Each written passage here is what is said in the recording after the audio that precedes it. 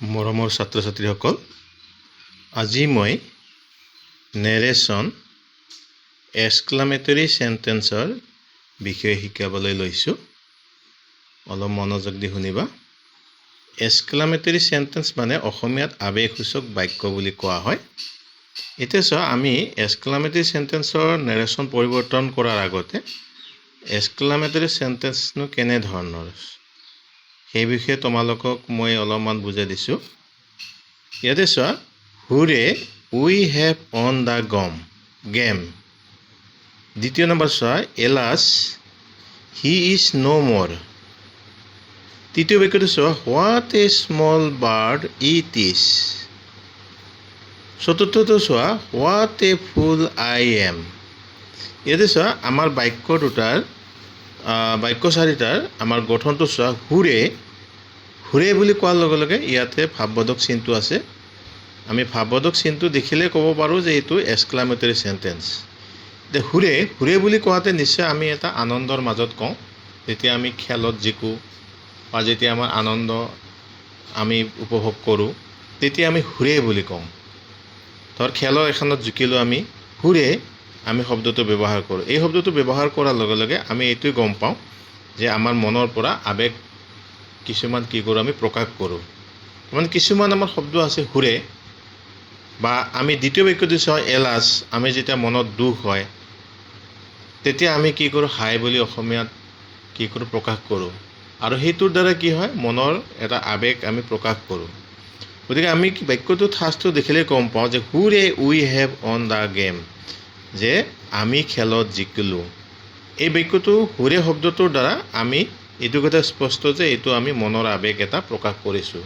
গতিকে আমি গম পাওঁ যে এইটো আৱেগসূচক বাক্য, আৰু চিনডাল দেখিলে গম পাওঁ যে এইটো আৱেগসূচক বাক্য।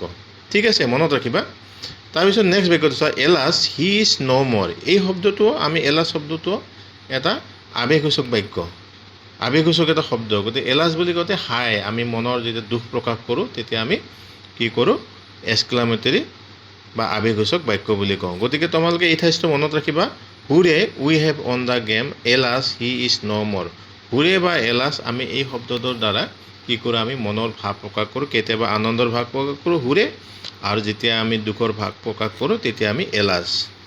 এইবাৰ নেক্সট বাক্যটো চোৱা, হোৱাট এ স্মল বাৰ্ড, যে কি যে সৰু চৰাই, ইট ইজ এইটো হয়। আমি নেক্সট ইয়াতে ভাৱবোধক চিন দিছোঁ।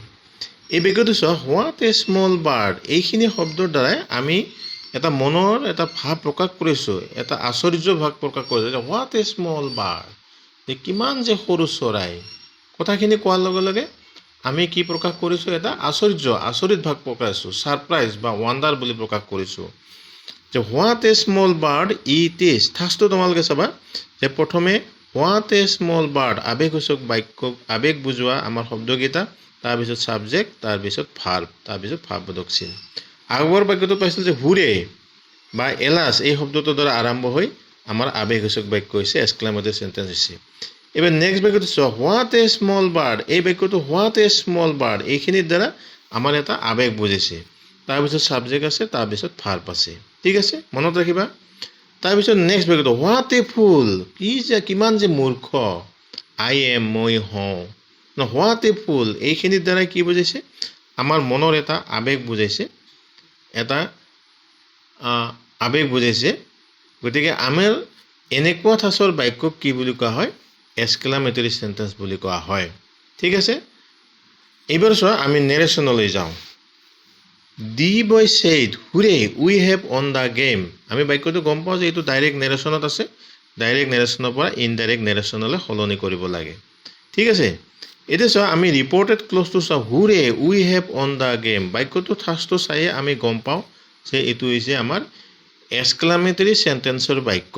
তাৰমানে আমি এক্সক্লামেটৰী সেন্টেন্সৰ নেৰেশ্যন আমি কৰিব লাগে ফ্ৰম ডাইৰেক্ট টু ইনডাইৰেক্ট। মানে now I am going two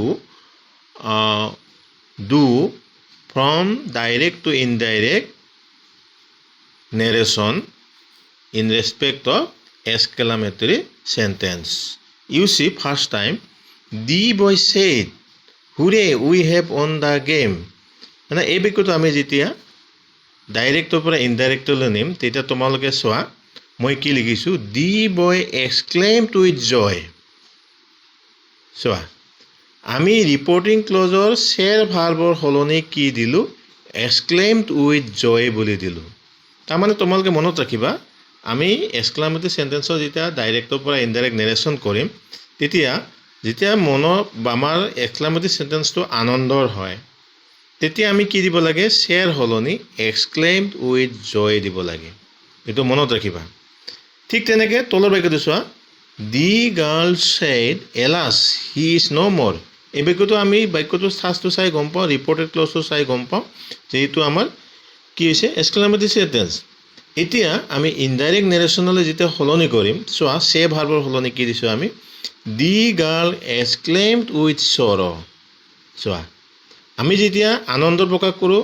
তেতিয়া আমি ৰিপৰ্টিং ক্লজৰ ভাৰ্বৰ শ্বেয়াৰ সলনি কি দিব লাগে এক্সক্লেইমড উইথ জয় আৰু যেতিয়া দুখৰ ভাৱ প্ৰকাশ কৰোঁ এলাছ শব্দটো প্ৰকাশ কৰোঁ তেতিয়া আমি কি দিব লাগে এক্সক্লেইমড উইথ সৰ তাৰমানে মন দি শুনিবা তোমালোকে যে এক্সক্লামেটৰী সেন্টেন্সৰ আমি নেৰেশ্যন যেতিয়া চেঞ্জ কৰিম তেতিয়া আমি ডাইৰেক্টৰ পৰা ইনডাইৰেক্ট সলনি কৰোঁতে শ্বেয়াৰ ভাৰ্বৰ সলনি কি দিব লাগে আনন্দ বুজালে এক্সক্লেইমড উইথ জয় আৰু যদি দুখ বুজায় তেতিয়া কি দিব লাগে এক্সক্লেইমড উইথ সৰ ঠিক আছে এইবাৰ চোৱা নেক্সট বাক্যটো চোৱা the lady said what a small bird it is না ইয়াতে চোৱা আমি এই বাক্যটোত শ্বেয়াৰ সলনি কি দিছোঁ দি লেডি এক্সক্লেইমড উইথ ছাৰপ্ৰাইজ আমি যিহেতু what a beautiful bird it is আমি বাক্যটো এটা আশ্চৰ্য প্ৰকাশ কৰিছোঁ আচৰিত প্ৰকাশ কৰিছোঁ যেহেতু আচৰিত প্ৰকাশ কৰিছোঁ তেনে ক্ষেত্ৰত আমি সে ভাৰ্বৰ সলনি কি দিব লাগে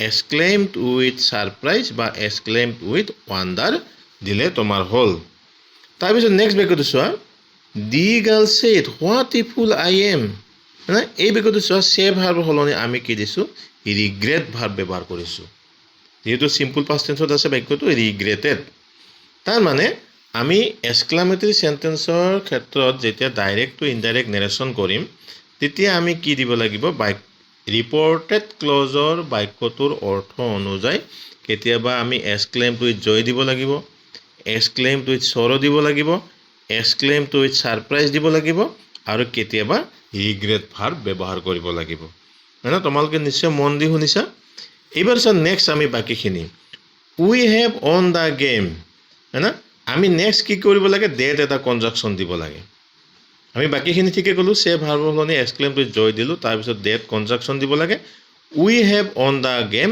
এই বাক্যখিনি আমি এছাৰ্টিভ সেন্টেন্সৰ ক্ষেত্ৰত যেনেদৰে নেৰেশ্যন আমি চেঞ্জ কৰিছিলোঁ ঠিক তেনেকৈ চেঞ্জ কৰিলে হ'ল যিহেতু ৰিপৰ্টিং ক্লজৰ ভাৰ্বটো চিম্পল পাষ্ট টেন্স আছে গতিকে ৰিপৰ্টেড ক্লজৰ বাক্যটো টেন্সৰ সলনি হ'ব আমাৰ নিয়ম অনুযায়ী যেহেতু প্ৰেজেণ্ট পাৰফেক্ট আছে আমাৰ ৰিপৰ্টেড ক্লজটো ডাইৰেক্ট নেৰেশ্যনত আমি ইনডাইৰেক্ট নেৰেশ্যনত যেতিয়া সলনি কৰি উই ঠাইত দে দিছোঁ তাৰপিছত যিহেতু প্ৰেজেণ্ট পাৰফেক্ট হ'লে আমাৰ past perfect they had on the game মানে এইখিনি তোমালোকে নিশ্চয় বুজি পাইছা ঠিক তেনেকৈ হি ইজ ন' মোৰ আমি ডেট কনজাংশ্যন দিছোঁ বাকীখিনি এক্সক্লেইমড উইথ সৰ এইখিনি ঠিকে থাকিল ডেট কনজাংশ্যন দিছোঁ তাৰপিছত হি is no' more as per assertive sentence you have to change